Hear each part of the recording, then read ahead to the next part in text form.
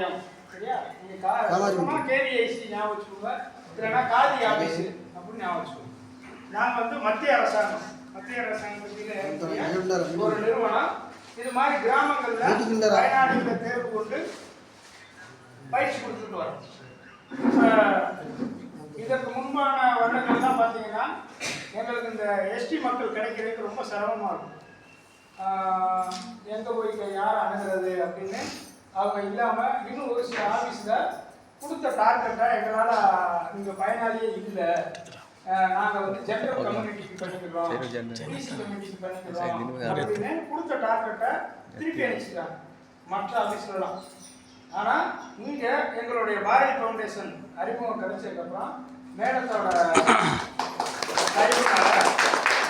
இந்த பயிற்சி ஃபுல்லாகவே மலைவாழ் மக்களுக்கு கொடுக்கறதுல எங்களுடைய கேவிஎஸ்சி மற்ற மகிழ்ச்சி அடையுது. மேடம் சொன்ன மாதிரி இது வந்து 20 நாள் பயிற்சி. சரியா? இப்போ இந்த பயிற்சி கொடுக்கறதுல இன்னொரு சந்தோஷம் என்ன அப்படின்னா, இங்கே உள்ள நீங்கள் மக்களே வந்து இந்த மாட்டு கொம்புல இருந்து அழகான பொருட்கள்லாம் செய்கிறாங்க அப்படின்னு மேடம் முன்னாடியே சொன்னாங்க.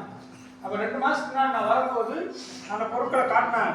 ரொம்ப அழகாக இருந்துச்சு, ரொம்ப அருமையாக பண்ணியிருந்தாங்க. ஆக ஏற்கனவே நீங்கள் வந்து அந்த கலை நுணுக்கம் வந்து ஏற்கனவே உங்கள்கிட்ட கைவித்தை இருக்குது. இப்போ அதுக்கு ரொம்பலாம் வித்தியாசம் இருக்காது. அது மாட்டு கொம்புல செய்கிறீங்க, இது வந்து மர வேஸ்ட்டில் பண்ணுறீங்க, அவ்வளோதான் வித்தியாசம். இது வந்து பெண்கள் செய்யக்கூடிய ஒரு அருமையான. இப்போ நாங்கள் எங்கள் கேவிஐசி வந்து நிறைய பயிற்சி கொடுத்துருக்கோம். மண்பாண்ட தொழில் பயிற்சி கொடுப்போம். அந்த மண்பாண்ட தொழில் பார்த்தீங்கன்னா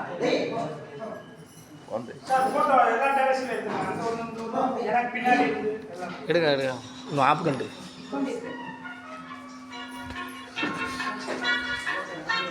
வீடியோ எடுக்க